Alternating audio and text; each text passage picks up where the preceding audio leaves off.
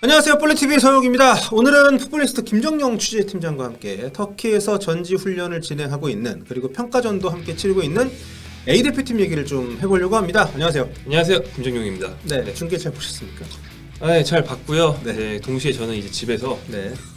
이렇게 손이 굉장히 바빴습니다. 네, 2022년 첫 번째 A매치였기 때문에 사실 아무래도 손흥민 선수를 비롯한 유로파들이 빠져가지고 대중적인 관심은 좀 적었을 수 있지만, 이게 우리 월드컵 가는 과정에서 좀 중요한 일정이기 때문에 좀 주의 깊게 봤는데 좀 재미난 경기였고, 조금 전에 협회 발표가 하나 있었어요. 네, 이달 말에 열리는 월드컵 최종 예선에 합류할 유럽파 명단을 발표했습니다. 현재는 국내파 위주의 명단이기 때문에, 그렇죠. 아시아 지역에 있는 네. 선수들 위주로 유럽파들이 합류해서 뭐 소위 완전체가 되는 구성인데요. 6명이 이제 합류하게 됩니다. 김민재, 큰 정우영, 작은 정우영, 그리고 황인범, 이재성, 황의조.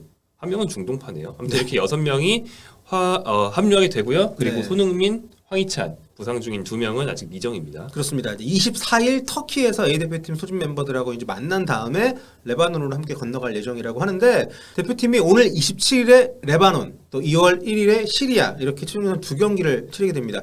뭐 둘 다 이기면은 거의 뭐 확정이라고 봐야 될 것 같고, 네. 월드컵 본선 가는 것이 굉장히 이제 부담이 없진 않겠습니다만 순조로운 흐름을 이어갈 수가 있는 그런 상황에서 맞이하는 최종 예선인데, 명단 보시면은 유로파 명단에 그 손흥민, 황희찬 선수가 일단 좀 빠져 있긴 합니다만, 몸 상태를 봐가지고 합류가 뭐 할 수도 있는데, 정리하면 우리 대표팀이 요즘 이제 23명에서 25명 정도 벤투 감독의 엔트리를 짜서 최종예선 나가잖아요. 지금 뒤늦게 합류한 공경원 선수까지 포함을 해서 지금 27명이 가 있으니까, 지금 제 명단을 보신 것처럼 유럽에서 오는 선수를 더하면 33명에서 35명까지 되기 때문에, 결국 몰도바전이 끝나고 최소 8명에서 최대 12명까지 최종예선 안 가고 한국으로 그렇죠. 와야 되는 거야. 집으로 가는 거죠. 분위기 장난 아니겠네요.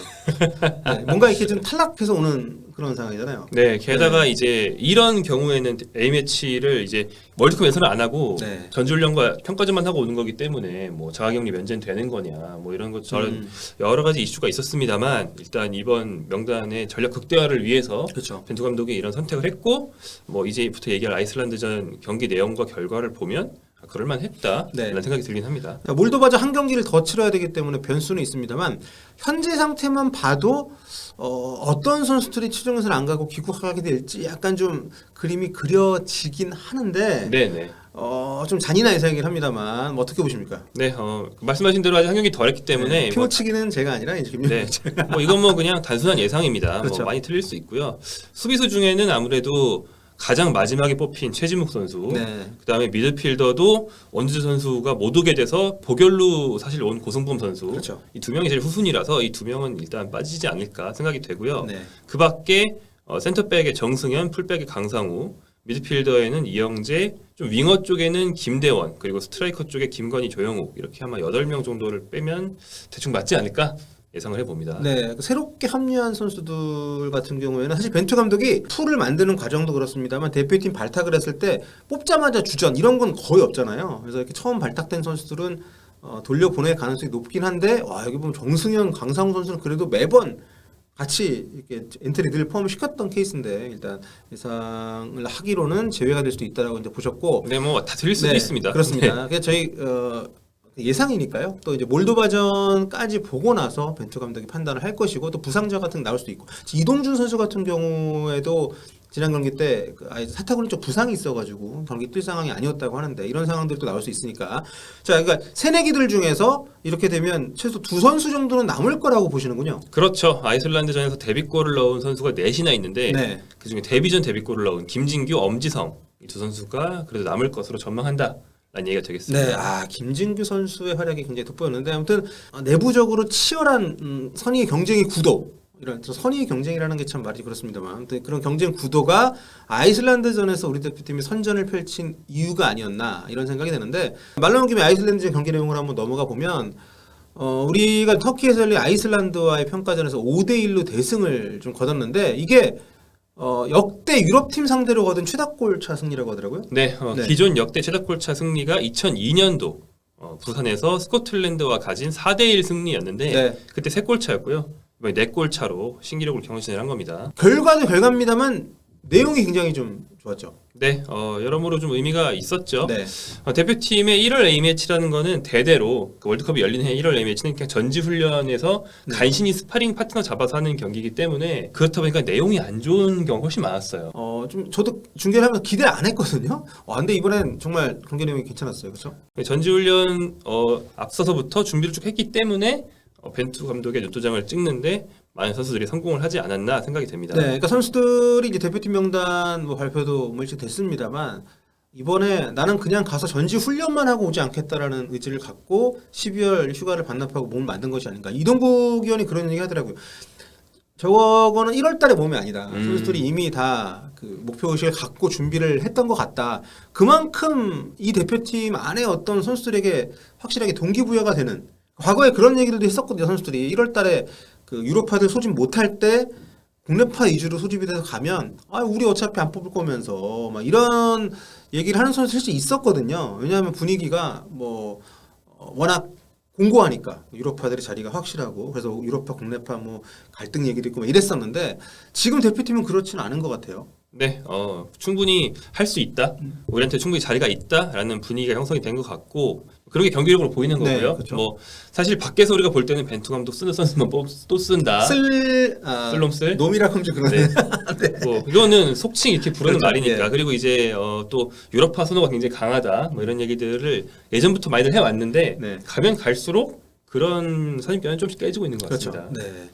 K리그 스카우팅도 꾸준히 해왔고 또 그 벤투호 코치의 그 대한축구협회 인터뷰 영상을 보면 굉장히 좀 섬세하게 K리그 경기부터 해가지고 다 이렇게 풀을 50명 정도 만들어 놓으면 여기에 들고 나고를 어떤 즉흥적으로 결정을 하는 것이 아니라 코칭 스태프들이 다 이렇게 논의를 그렇죠. 해가지고 차근차근 결정을 한다고 하는데 어떤 그런 신뢰감을 주는 시스템이 선수들에게도 우리가 잘하면 충분히 여기 살아남을 수 있다 이런 동기부여가 되는 것이 아닌가 이런 생각이 들고 그래서 이날 출전한 선수들 가운데서 아예 뭐 처음 대표팀에 출전한 선수들도 많이 있었는데 굉장히 좀 고른 활약을 펼치면서 대표팀의 어떤 그 선수층 또 우리가 쓸 수 있는 선수들의 퀄리티가 좀 높다는 것을 이번 경기에서 좀 보여준 것 같아요. 그래서 우리 시청자분들이 물론 K리그를 꾸준히 보신 분들도 많이 계시겠습니다만 그렇지 못한 분들에게는 굉장히 생소한 이름들이 좀 있었기 때문에 신진급 선수들 위주로 한번 소개를 해볼까요? 네, 그러면 일단 당연히 김진규, 엄지성인데요. 먼저 김진규 선수는 올림픽을 준비하던 작년 김학범호의 여정에서 많이들 보셨을 거라고 네. 생각은 됩니다. 근데 이제 프로에서는 부산이 뭐 오르락내리락하면서 최근에 2부에 있었고 이 선수가 1부에서 꾸준히 뛴 게 아니에요. 게다가 이제 공격 포인트가 많은 포지션도 아니고 그래서 그렇죠. 큰 주목을 받은 적은 별로 없습니다. 하지만 뭐 전 김학범 감독이라든지 청소년 대표에서는 꾸준히 신뢰를 받아왔고요.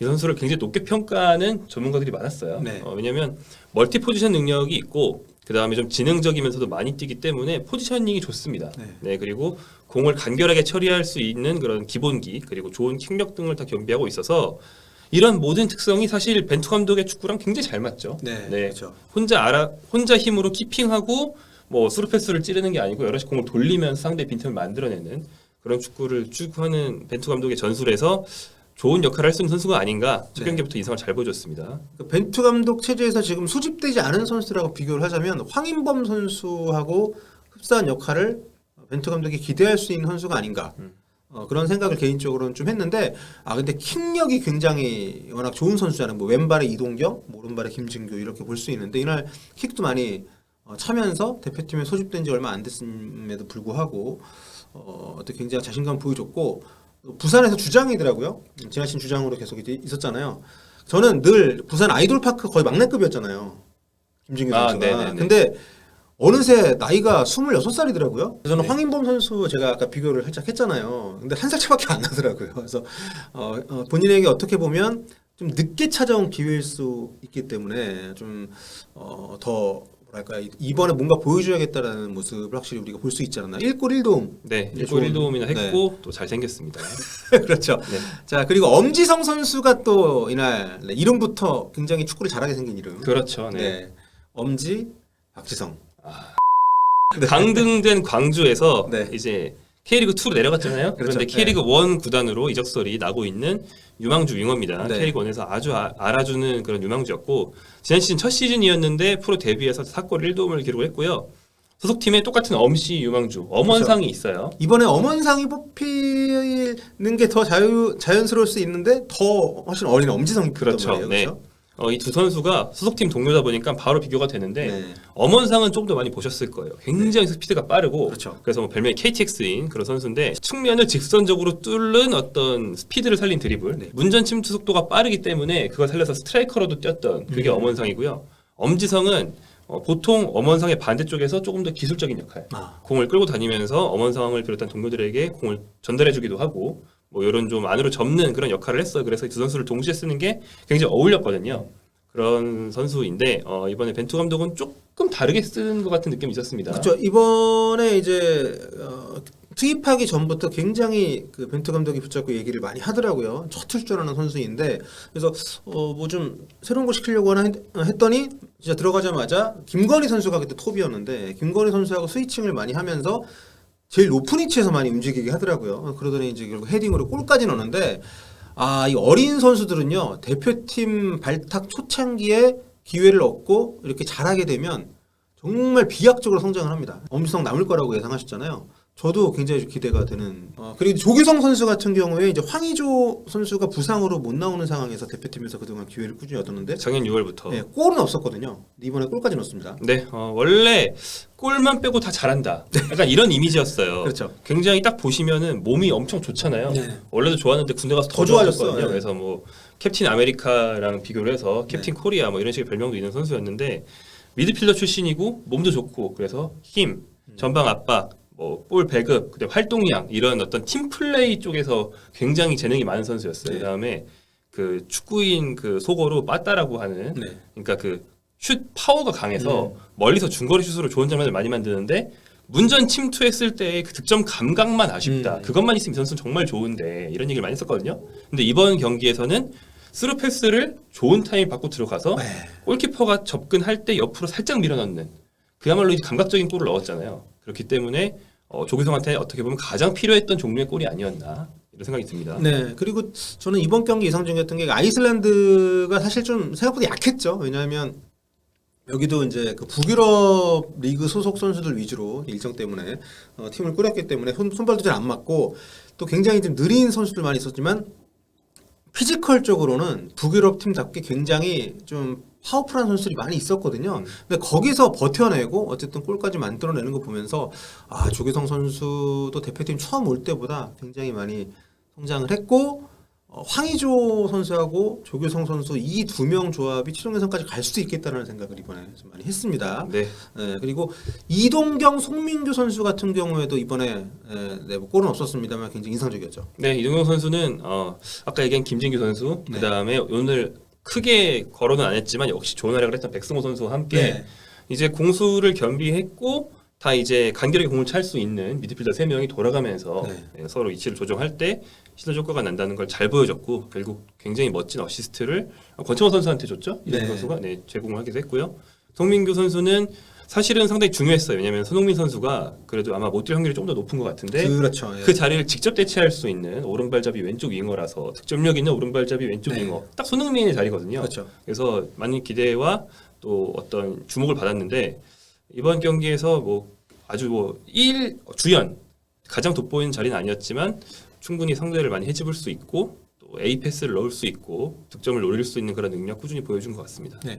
반대발 윙어로서 클럽에서 K리그에서 많이 좀 돋보였던 선수라면 대표팀에서는 오른쪽 윙어로 많이 벤투 감독이 썼었는데 이번에 손흥민 선수가 안 온 김에 이제 그쪽에 투입을 했는데 좋은 모습 보여줬고 이동현 선수는 이제 이재성 선수 자리라고 볼 수 있는 위치에서 굉장히 이번 시합에서 아주 좋았다고 저는 생각을 하거든요. 점점 어떤 유럽파들이 빠진 틈에 자기 입지를 높인 대표적인 선수들이어서 좀 기대가 되고 뭐 해외 이적설도 좀 있는 것 같던데. 네, 이 두 선수는 네. 둘 다 이제 나왔죠.